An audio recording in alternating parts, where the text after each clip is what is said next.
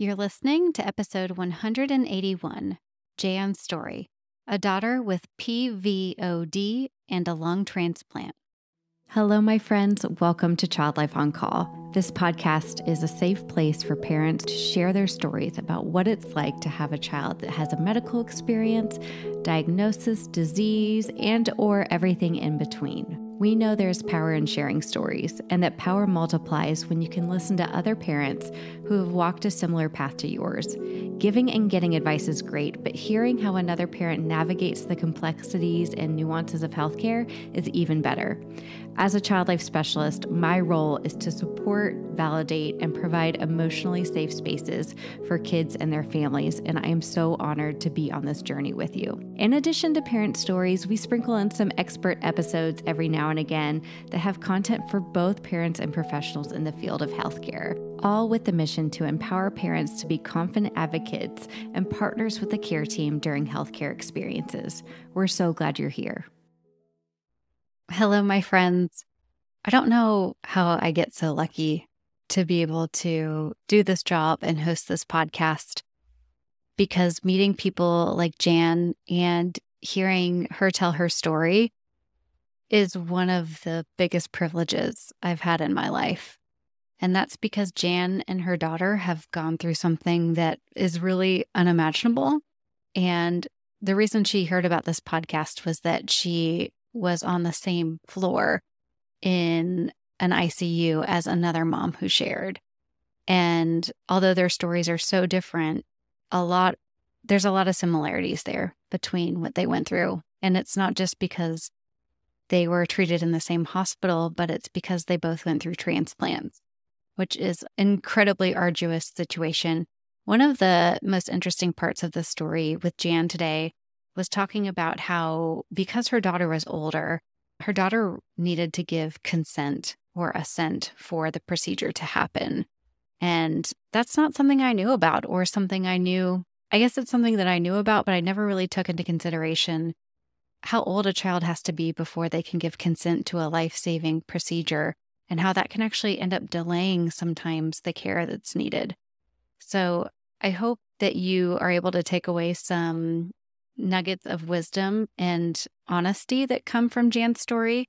It's not always clean and simple. Sometimes it's really messy and vulnerable. But Jan does an amazing job of describing the realities of being very new in this process of having a daughter with a onset diagnosis of pulmonary hypertension turning into PVOD and then a lung transplant. And as she says, her journey is still not over. Well, I hope you enjoy this story and this conversation that I got to have with Jan, and I'm so grateful that you're here with us today.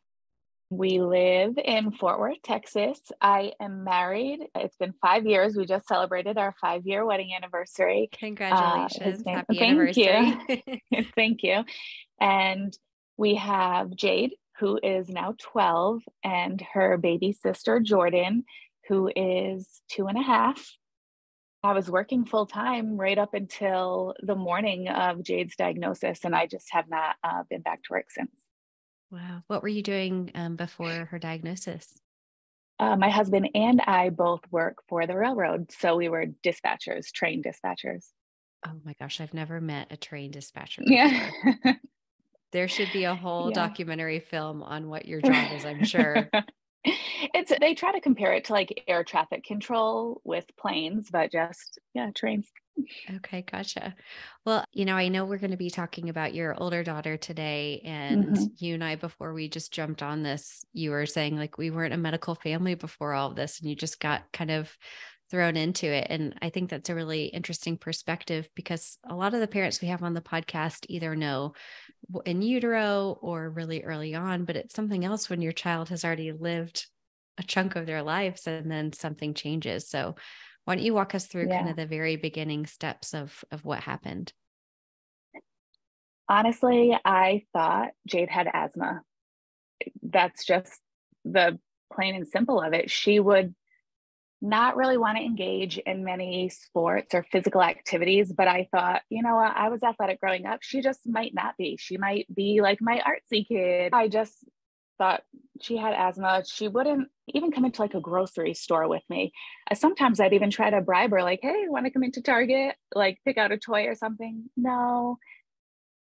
She just seemed to like slowly be withdrawing a little bit more from any activity. And so one day, one of her teachers called me and said, yeah, Jade told me she had asthma. Can you bring her inhaler up to school? Because she has to take some breaks just walking up the stairs. And I'm like, I talked to her doctor. Her doctor told me she did not have asthma. And so that teacher had called me, and then, or maybe like a week. And my best friend, who is also a family physician, and our kids were in class together, she went up to field day at Jade's school. And I had kind of been talking to her about this stuff already, but she reached out to me and was like, I think you need to take her to get some blood work. Like, she keeps moving to the end of the line, so she doesn't have to participate. And even when we, walked a lap, she seemed kind of winded. So, try to set something up with your doctor. I hope I'm not overstepping. I was like, no, not at all. I appreciate it, because I've kind of been seeing some of this stuff. And that was on a Friday. On the Monday was picture day, and she left school early. She started throwing up. So I called her doctor to try to get in for a sick visit, and they saw us that Wednesday. So it's just a couple days between when she had told me that. And our doctor sent us for lab work and an x-ray at the children's hospital, because she said she didn't hear any of like the wheezing that accompanies asthma. So we go down there, get an x-ray, get blood work. The doctor calls me back later that afternoon and said, the radiologist saw something. It might be nothing, but it was enough for them to suggest that we do a follow-up with cardiology. All right, no problem. I go the absolute next week. It was 1 week later. And they did an echo on her. And I just felt like, while we were in the room, like something was wrong. The tech said, all right, I'm going to go ask the doctor if they need any more images. And I'm thinking, well, I don't think that's good. If it was just, a simple cut and dry, and I don't know if we'd need extra images. So we go into the room with the cardiologist, and she was like, pulmonary hypertension, her pulmonary artery is so enlarged. My nurses are already on the phone with the children's hospital to make sure they have a bed for her. So even her saying pulmonary hypertension, I wasn't scared. Not as much as I ended up becoming, but because I knew nothing about it. Nothing. Like, what? Okay. I'm thinking, right, if it's a condition, maybe some medicine, and, that's that. We go from there. But then once we got down to the children's hospital, it kind of just became a whirlwind. Like, I felt like my head was on a swivel. They did a right heart catheter on her. And we were sitting in the waiting room. I remember it was my mother and I, and other doctors would come out and like talk to the parents right there in the waiting room. Like, your child did great. And and Jade's doctor walked in and was like, okay, let me take you to this room up here. So I'm like, all right, already red flags are going up, like consultation room. Like, if she was fine, everyone else got meetings right there in the waiting room. And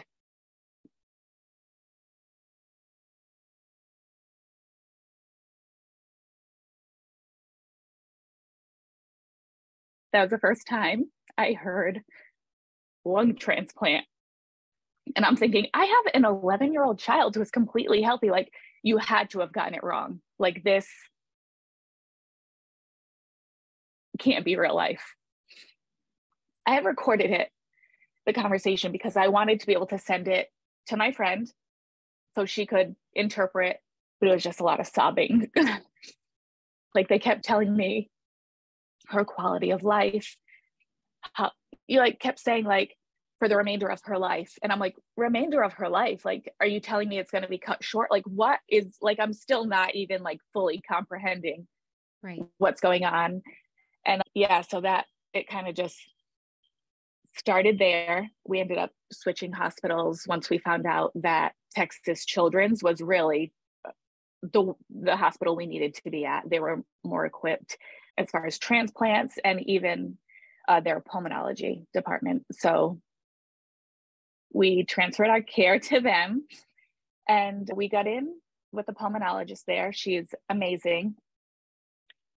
And she had told me on our first visit, which was on June 6th, that the only thing that's concerning me, Jen, is she's on these medicines for pH, but she's still meeting her oxygen requirement. Like, it hasn't seemed to have gotten better yet. It's actually kind of going in the opposite direction since going to the first children's hospital.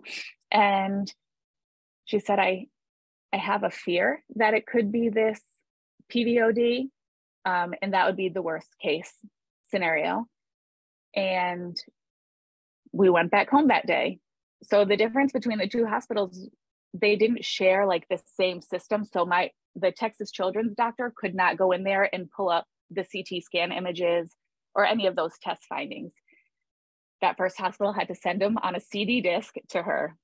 So she called me back. Yeah, she called me back the next week. And it was after hours. So I'm already like, all right, well, at this point, it's just like one blow after the next. Like, there's no calming down or a chance to like breathe or process, or it was just one thing after another. And she said, "Are you in the room with Jade right now?" I said, "No." She said, "Okay, good. I need to tell you, I would bet my career on it that it is PVOD, and I need you to come down here." She said, "I know it's late in the evening. You guys live in Fort Worth. So first thing in the morning, I want you to head down here." She said, "If it is PVOD, we could, try to titrate some of her medicines, plan to be here for the weekend." And before we got off the phone, she said, "But Jan, I want to be honest. I'm not sure how long you'll be here." So we were admitted to Texas Children's on June 16th, and then we did not get to leave until October 10th of 2022. Yeah. Oh my gosh. Yeah. Oh my goodness. I want to rewind a little bit, because it's just like you went from field day to lung transplant to long-term chronic hospitalization, new diagnosis. And I'm sure, like, looking back is incredibly emotional. I can see it in your face. How did you handle that autopilot mode that you were kind of talking about, like unable to process, going step by step? Like, what did you have a sounding board? Like, I imagine your family physician friend was somebody you could like text and say this. Like, I can say, just last night, I have a friend who's an ER physician. Like, everybody needs a friend who's a doctor. Right. And I'm like, can you look at this bump, and just somebody to process with. Did your parents step up? Who did you find your community with during those initial phases, or did you kind of keep it to yourself? How did you cope? Oh, I do think one thing that got me through the hospitalization was how naive I was in the medical world. Because now I look back and I'm like, oh my goodness, those words from that echo mean heart failure. Like, I wasn't really comprehend, all of it. But yeah, so my best friend, she would be my sounding board, my sisters, my parents. But at the same time, my sisters and parents would also ask a lot of questions. And sometimes I didn't even know. I don't know. I'll ask tomorrow, or I'll see. It was very overwhelming for all of us, because even within, our family, our whole family, we haven't had any issues like this. Like, no one has ever been sick. No one. So it was just a shock for everyone. Everyone was supportive, but it was like a nightmare for all of us. It was. Right. It's like walking the line of like, how much information do I give without worrying them? But I also don't want to have to answer this question because I don't know it yet. It's like a whole thing with even communicating with family members. It is. And actually, I had seen something that talked about like a circle of grief. and I had to tell my family this. Jade and I are at the center. Who's then like my sisters and my mom and dad and my husband and are in that next circle. Like everyone who is on the outer rings from the center of the circle does not release any of their stress or any of their drama that they're, going on in their life that maybe I would normally want to talk about. No, I can't. Yeah. We can't do that right now. I can't handle it. Like it needs to go outwards, keep that burden off of me. Kind of, like I love that visual. It's such a powerful boundary that you have to set at the beginning because you just don't have any room to process. None. And like you're calling me about, something that bothered you with a coworker. Like, okay, I think I got real issues right now. Like we got some real stuff going on, some heavy stuff. So, but they were great about it. And like, once I expressed that, everyone so that did help. Yeah, what a good lesson. It's a good lesson in like stating what your needs are, even though those are difficult conversations. But like when you're in the mode that you are in, it's like, it's just non-negotiable. It has to be this way. Yeah. And I'm telling you. Yeah, it's sorry, not about you right now. Like, we need some time. Yeah. So, going back to this weekend hospitalization that turned into months, how much of the information, because Jade's 11, right? So she's in the room, she's hearing a lot of things. You're both learning and processing at the same time. How did you guys handle telling her what was going on? And how did you notice her questions? And how was that whole relationship? This is the part that seemed crazy to me, is because she was 11, they would not list her unless she agreed to the transplant. Every time the transplant team would come into the room, she would sob. We couldn't talk about the word transplant. She didn't want to hear about it. It scared her. Rightfully so. Of course, yes. But then me as a mom, I'm like, we need to list her. Like we don't have a ton of time. Like, why are we waiting on her? Like, at what point are you going to let me just be like, we're doing this and list her, let's go. They said eventually we would have gotten to that point, but we were admitted, like I said, June 16th, and she was not listed till July 25th. So it took about a month and a half for her to, and she never really even said, oh, I want this. She was like, I'm scared. I don't want it, but I know I need it in order to live and to get out of the hospital. So they accepted that from her as her willingness. What age does that kind of consent go into? I don't even know, because she was only 11 at the time, but they said that obviously she was aware enough. It was still her body, and they wanted to make sure that, post-transplant, there would be compliance, so they want the transplant to be successful as well. So they needed to make sure everyone was on board, the whole family. Will you explain to us a little bit about what PVOD is and what that diagnosis entails? So PVOD is pulmonary veno-occlusive disease. It is the most rare and the most severe form of pulmonary hypertension. And basically, it's like the veins within her lungs were like constricted, not completely obstructed, but her heart was not able to pump blood through her lungs because of, how constricted they were. With that, the right heart goes into failure because now it's working overtime to compensate for the lungs not functioning properly, doing their job. The only treatment, it's not even a cure, but the only treatment is a lung transplant. And when you were in the hospital, we said you ended up meeting another family. Did you find any other families like yours? Or? Yes, there were 2 other families, and they were both like adolescent girls with PVOD.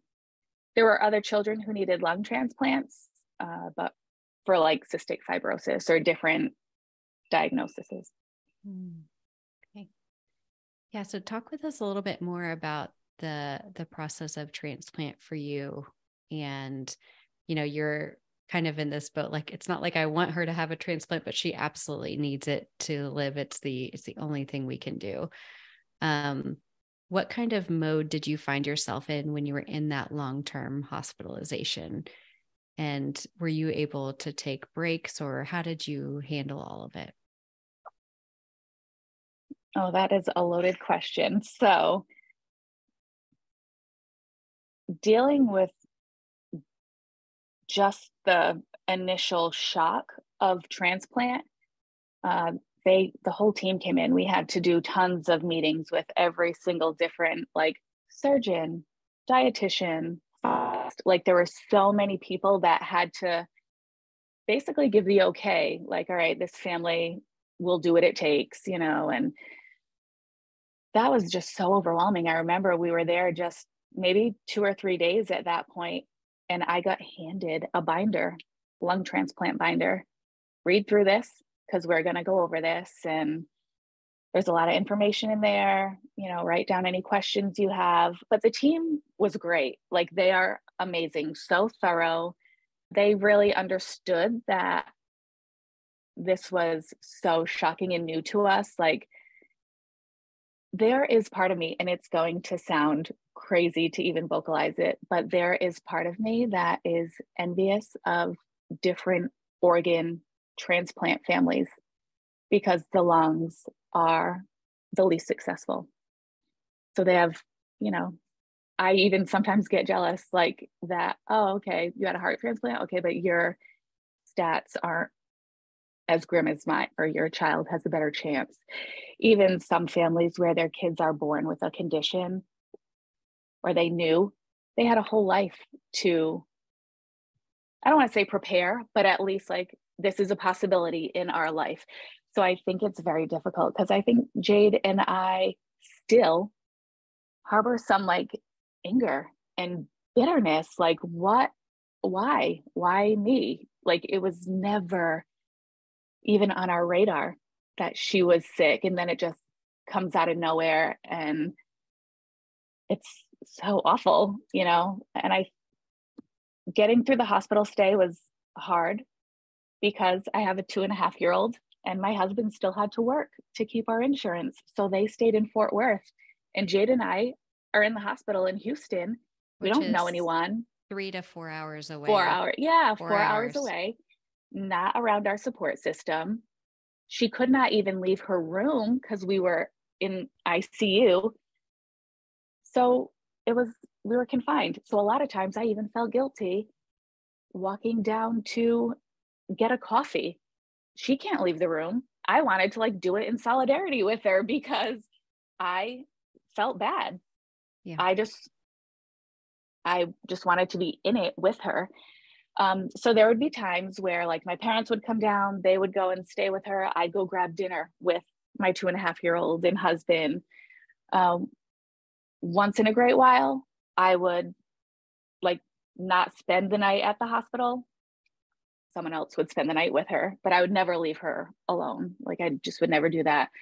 But I felt guilty taking breaks when she couldn't.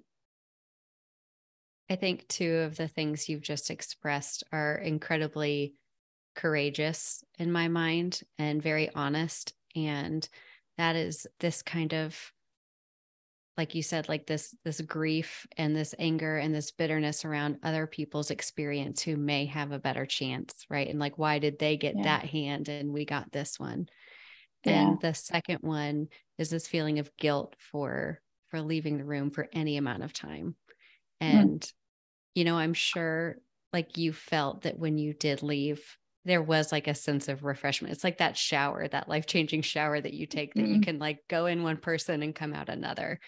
But it doesn't make it any easier to leave or take those moments for yourself. Well, and even every time I left, that would be the only time I would cry. I would never cry in front of Jade about it because even before this, she was kind of an anxious kid. She feeds off me. So Mm. I'm not showing fear. I'm not showing worry or so that would be like really, I would keep it bottled up and I leave for a couple hours. And now this is the only time I'm getting with like Jordan and my husband and I'm crying the whole time. It was just, it was difficult. Yeah.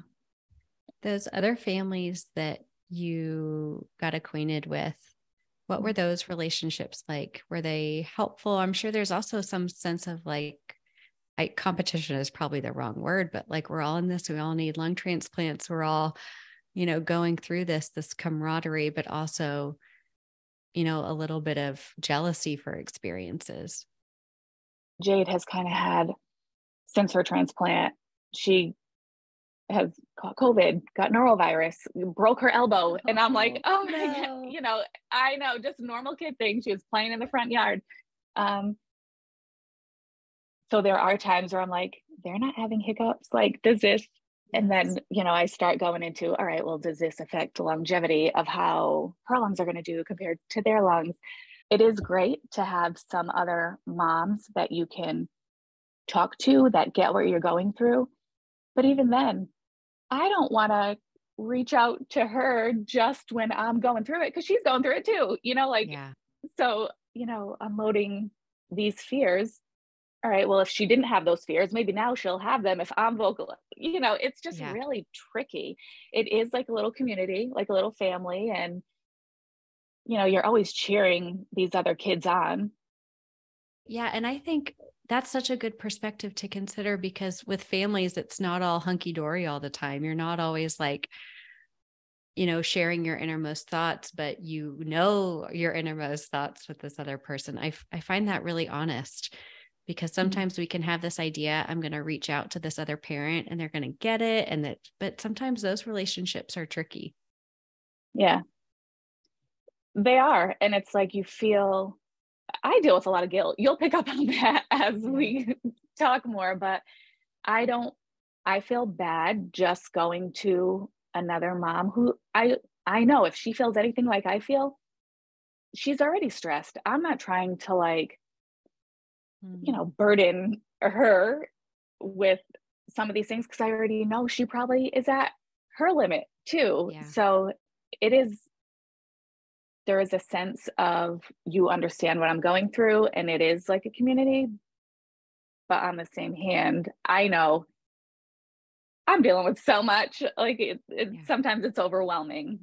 Yeah. And sometimes it's hard to repeat. Like I feel this way in therapy and even talking about like what I do at work all day with my husband, somebody I trust so much. I'm like, I don't want to relive what I just went through. I don't want to talk about it again. It's exhausting. It's emotional to have to think about all of it. So it's just, you have to balance the cost of talking about it and what that will emotionally tell you. And if the response isn't what you wanted, it's a whole bag.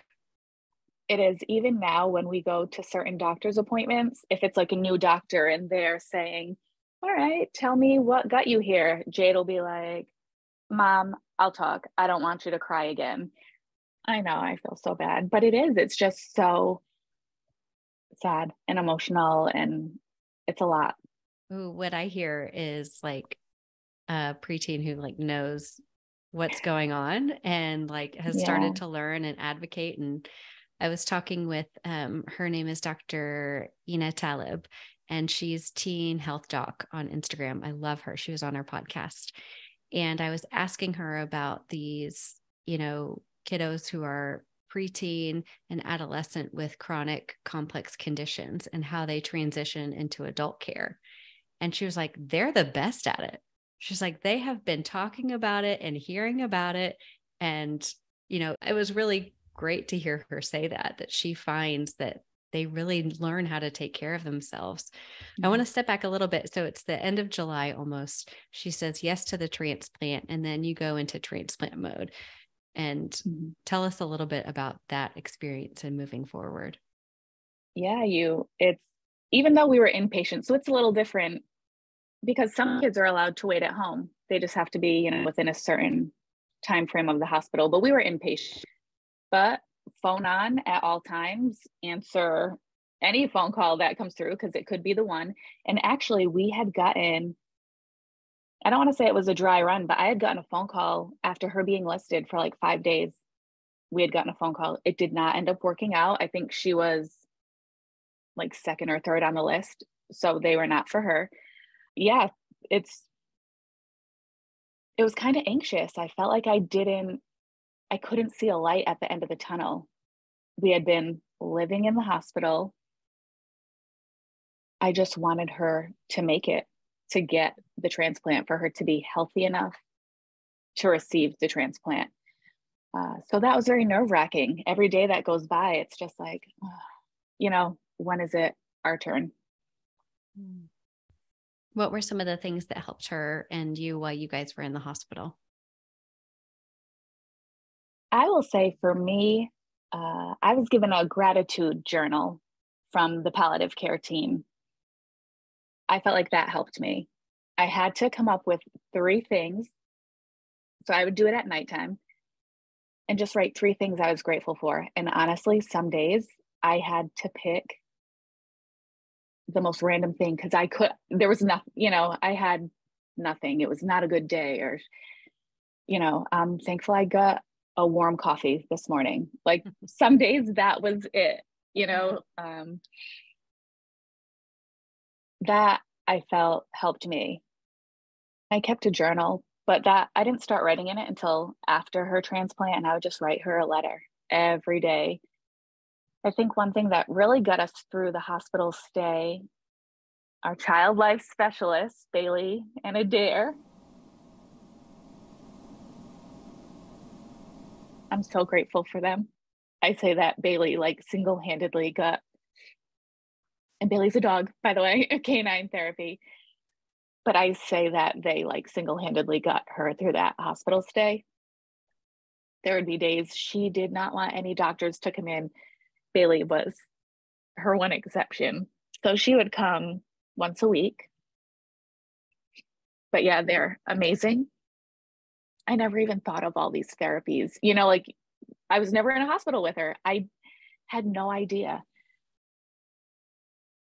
But I'm so grateful and so thankful. We kept trying to make plans for when we got out of the hospital. Let's write a list. Like, what do you want to do? What are things? Let's give you motivation to want to get out of here. And so one of the things she wanted was her own Bailey, her own golden retriever. So I have done my best. I've kept my word. She's got her own golden retriever now. Yeah, she got her for Christmas. But I keep my word on those things because I felt like that was so important for her while we were there, to not give up. And so these things that we have planned, we're starting to do them and start living again. You talked about her hesitancy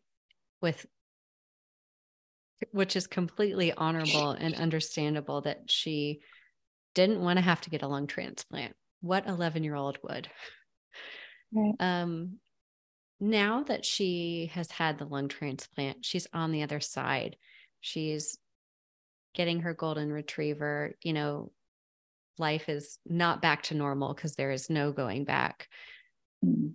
Does she see why it was important and how bad she felt before? Or is it's hard in a kind of young adolescent mind?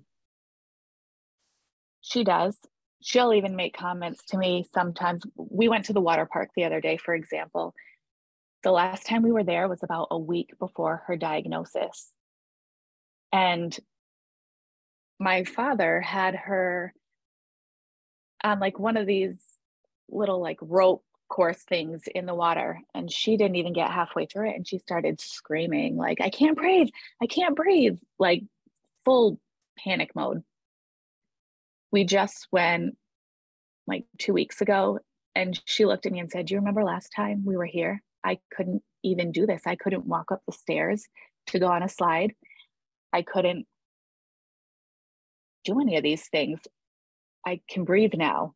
I can, so now it's just a matter of like PT, her legs feeling a little weak or something, but she'll say, I can breathe. Yeah, she's noticed a difference. how does she handle the follow-up visits, all that comes with, like you talked about the team making sure that her compliance and your compliance too, right? You're the one driving the ship, making sure meds get taken and that you get them and she gets to appointments. It's for sure a team. How have you both been doing with that? We like going back down to Houston. She gets to see her people. We stop in and we see Bailey and Adair. So she doesn't mind that part.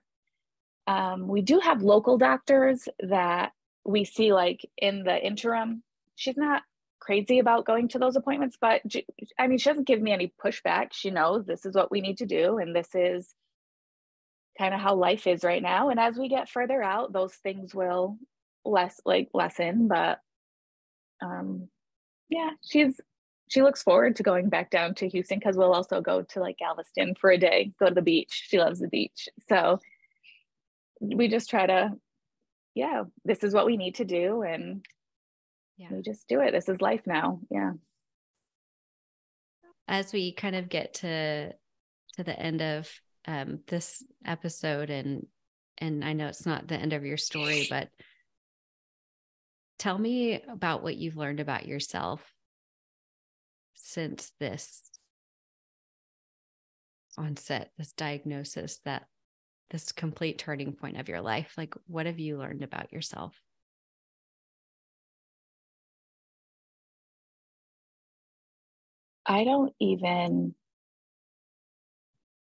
It's crazy because I still don't feel like anything is about me. A lot of people will say, you've been through it too, but I would trade positions with her in a heartbeat. I have no control over this. It just makes me think, and I've verbalized it before to like friends, but I thought I was stressed before diagnosis, like in this day-to-day, like those things don't matter. Once this happened, the only thing that mattered was keeping her alive, doing what we needed to do for her health. People always say, you're so strong. I wish I was weak. I wish I didn't have to be strong. I had no choice. None of us had a choice. I used to think that I was a strong one. I think now she's way stronger than me. I just don't, it makes just everything else seem so mindless. And it really doesn't matter in the grand scheme of things, things we used to care about. I just don't. It's like that shift in perspective of what really matters. Yeah. Do you find that popping up in your everyday life still? Like, I can imagine sitting at the traffic light and, just constantly follows you. It does. Because we're still not even at that year mark post transplant. So I do feel like it's very emotional still. And I feel like I didn't even process most of it until afterwards. Even just the other day, I had a breakdown about her transplant and what they were actually doing during that surgery. And it's, it's a lot. Yeah. Are there any other stories or parts of your experience that you were hoping to share that I didn't ask you about? One thing is, I think Jade is so hilarious. You don't have to use this if you don't want to. I want to hear all about her. I've been like chomping at the bit. She's so funny. Like, she's so witty. She has the best sense of humor. And she was intubated for about a week after surgery because she is pretty anxious. They needed to make sure that she was really relaxing and staying calm. But when she woke up, she was still pretty loopy. And I had asked her, like, she said, I had my transplant. And I said, yeah, you had it. Like, it's all, it's over. And I said, you want to know about your donor? Because I only had like one fact about her. And she said, yeah. I said, well, your lungs are from a girl, and she was 26. And without even skipping a beat, she said, so does this mean I can have a margarita? And I'm like, what in the world? And so she has since named her lungs Margot and Rita. Oh my God. Yes, That she is is so funny. hilarious. I'm sure Yeah. you're like ready for this like beautiful like moment and response. That is Yeah, amazing. I know. We were all like dying laughing. She's just so funny. So funny. So funny. What shift in Jade have you seen? I have seen she is a lot more trusting of herself now. I think before diagnosis, I think, very timid, maybe hesitant, and she kind of takes charge and trusts, hey, this doesn't feel right, or I don't like this, and she'll speak up for herself. Sometimes I'm like, ugh, not so much, but I really do feel like that kind of stubbornness really helped her through recovery. I love that. We want these like strong, opinionated little girls Mm-hmm. in our lives. Not a little girl anymore. She's 12 years old. Mm-hmm. My last question for you is why did you want to come on and share about what you guys have been through? First of all, PVOD is so rare. I just think maybe having more awareness of the disease. Even after her transplant, she had said to me, well, maybe now the doctors can study my lungs so other kids won't get this, to help other kids. She makes me cry so much with some of the Wow. stuff she says. Yeah. She's so wise. But also because I feel like this is partly healing for me too, being able to tell our story, what we've been through. I know, like on my Instagram, I'll make like little videos, a lot of just some of the hospital stuff that we've been through. Maybe another mom is feeling the same way and just needs some inspiration, or so she doesn't feel alone. I and I've told our coordinator that, because they put me in contact with a mom while we were in the hospital, and I would love, like she's asked me before and I have agreed to it, because it is very isolating, and no matter how close your girlfriends are or your family, they don't get it. Mm. They're not the ones going through it. So I just feel like it's really helpful to have someone who can remotely get what you're going through and understand. Well, there's no doubt that you will and have done that and will continue to do that. And as much as we can share awareness about PVOD and signs and symptoms and treatment, we want to do that. I'm so grateful to you for coming on here and being really brave and saying hard things. And I want you to know that you deserve care as much as Jade does, and to be taken care of and loved on and supported. My mom has always said since I was little, and it bothered me when I was little, but I get it now. She was like, she's going to kill me for saying this. She's like, your heart is breaking and mine is breaking twice. It's breaking for you and it's breaking for me. Yeah. And at first when I'm little, I'm like, you don't know my pain, but now I get it. It's like, we feel these things so deeply because our love runs so deep. And it's like Yeah. the most beautiful but painful thing at times. So I just appreciate you being so honest about that. You're through it, but as true transplant and most medical families know, there's no end, right? There's just always Yeah. what's next. And sometimes it's a little slower and sometimes it's crisis.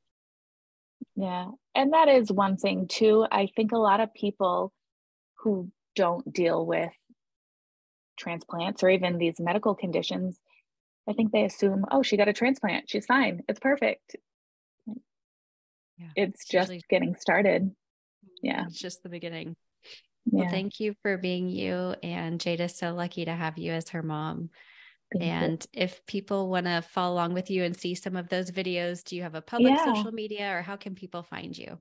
I do. I made my Instagram public when we were inpatient.